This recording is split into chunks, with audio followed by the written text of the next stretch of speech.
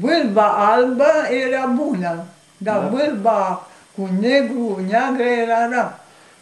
Da, că am auzit. Și era ceva pericol de moarte, de pe baia. Cum vedeau oamenii vâlva albă sau vâlva neagră? Apoi nu în conte, nu fiecare o vedea. Da? Nu fiecare o vedea. Cum era posibil? Cum să spui, și care o vedeau. Mergeau noaptea mai tare. Da? Noaptea, așa. Și erau ăștia care furau aur. Da? Holungări? Holungări, așa le ziceam. Yeah. Holungări, care umblau așa noaptea, auzeau că acolo cineva are pilon bun Da? pe ortul lui și umblau să duceau 3-4 persoane, nu unul. Mereu, aceia cam vedeau vâlbile. Da? Yeah. Minerii la ort, dar nu prea, minerii nu prea. Așa de obicei, care lucrau servici. Aceea noaptea, de para 12, când mereu pe acolo. Atunci, oarele acelea. Și vedeau vâlva albă? Albă. La exterior, nu în Dacă e mină. albă, spunea că acolo e aur, acolo așa. Deci aparea afară, pe colina, de exemplu? Nu, pe mină. Pe mină? Da.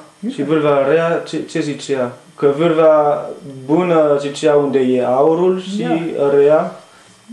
Bărbarat spunea, nu merg acolo, că pericol sau ceva. Ceva se întâmpla neplăcut. Da? Deci, ajutea. Da.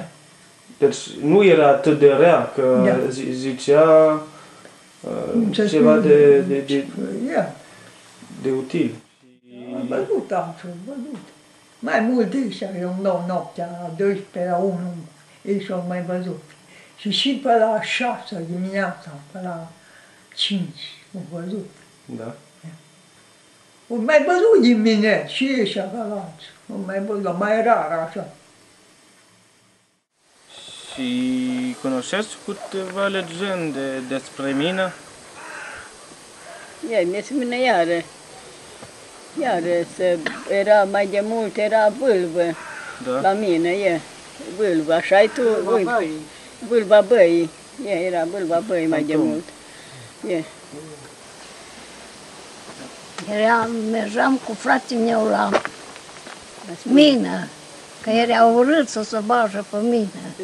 Și era vâlva, am văzut vâlva băii, cu coptiluț cam de 3 ani, era numai. Și tot după noi umbla. Și apoi am venit acasă și n-am mai stat acolo la baba, că ne-a fost urât.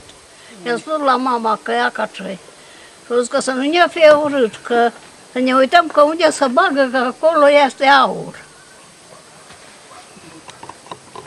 Da, mai ziceți. Care zice unde e aur pentru pe acolo, mâine. Pentru mine. Da. Aia Dumnezeu a făcut-o ca să vâlva băi, eu nu știu de ce-au făcut-o aceea. La pădure am dus cu Ișona lui Nea Cristina și cu Coti și cu Reja lui Botar, ce nu le știi. Nu. Și un brad cât mai mare de înalt. Acolo era un coptiluț, vâlva pădurii. Dădea cu bărduța. Acolo un brad era. În zadă. Acolo în zadă. În zadă, Acum nu. Umbla vâlva albă. Mai de mult umbla. Care a fost în satul? În sat, acolo, nu aici, la Rușca, acolo am fost eu. Eram copil, așa mai mic și eu și am văzut-o și eu, se făcea ca o mireasă era. Dar nu era vâlva albă, așa, dar ce nu strica, dar umbla între cărți, pe acolo, pe la greajduri, pe la oameni, dar nu era stricătoare. Vâlva albă, era ca mireasa îmbrăcată. A fost acolo un cămin și s-a dus să facă curățenie niște femei și pe când ori intra cobora pe scară în jos, vâlva. Da. De acolo, din căminul ăla, dar nu le-a făcut nimic, dar în cazul nu le-a plăcut. Pentru că Coboram e o vârvă mireasă bună. îmbrăca, bună, aceea nu a fost, dar tot nu a fost lucru curat, dar aceea nu-ți făcea nimic. Dacă Și îi dădeai pace, nu-ți făcea Ce nimic. face vârva? E doar Nu, aici pentru... Așa arăta Dumnezeu, eu știu din ce cauză a fost, nu știu. Nu arăta așa, dar nu S-a arătat, dar nu... nu făcea rău. Nu. Nu s-a arăta. Ok. Și știți cine a fost vârva? Era un miner sau... Nu, femeie. Era o femeie? Femeie îmbrăcată în mireasă, cu O haină soția albă. minerului? Nu, soția minerului era, nu știu ce era ce, de vâlvă numai albă. Da. Asta la mineri era vâlvă neagră, cred că. Da. Ba, pe Sunt zice, diferite. un neanic a fost ca un copil de 3 ani, așa s-a făcut, eu nu știu de asta. Ați văzut vârva Am neagră? văzut. Da, Unde? La mină? era mic, la mine, pe mine. Da. Și v-a zis unde era aurul? Da. Și A adică... spus că unde merge, să ne uităm după copilul tot ăla, că unde merge acolo este aur. Da. Și ați mers? Păi sigur că o și dat de aur bine. Da. Și a fost aur? Mult? Da, e... A fost mult.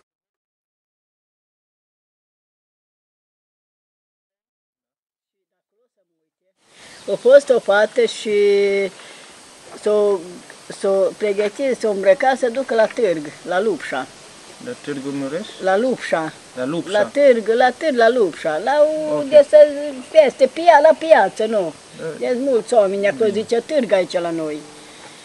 Și ea să tătă și o maică s-a zis să te ducă zmeu, ce te pregătești atâta? Și după ce au mers acolo, numai s-a lăsat un om frumos, a venit un om frumos de acolo de printre oameni, ce știu, și-a luat-o la joc. Numai ea, nu știu că ce-i, că-i zmău sau ce, că-i zmeu. Și-a jucat-o, s-a învârtit așa cu ea, s-a jucat-o, au făcut acolo joc și-a învârtit-o. Și după aia, pe numai s-a înălțat cu ea, s-a dus până nu mai văzut-o nimeni, altul nu mai venit. Și fata a dispărut. A dispărut, a dus-o zmău. Zmeu, dacă mamă s-au zis de zmeu, ducă-te zmeu, pe zmeu v-a dus. Mai de mult să arăta mai multe, să știți dumneavoastră. Da. Punea bătrânii, nu, punea bătrânii, că ei au văzut, că au fost atunci, au văzut asta Nu de ne mult. puteam înțelege. Nu. Asta să știți că a fost adevărat.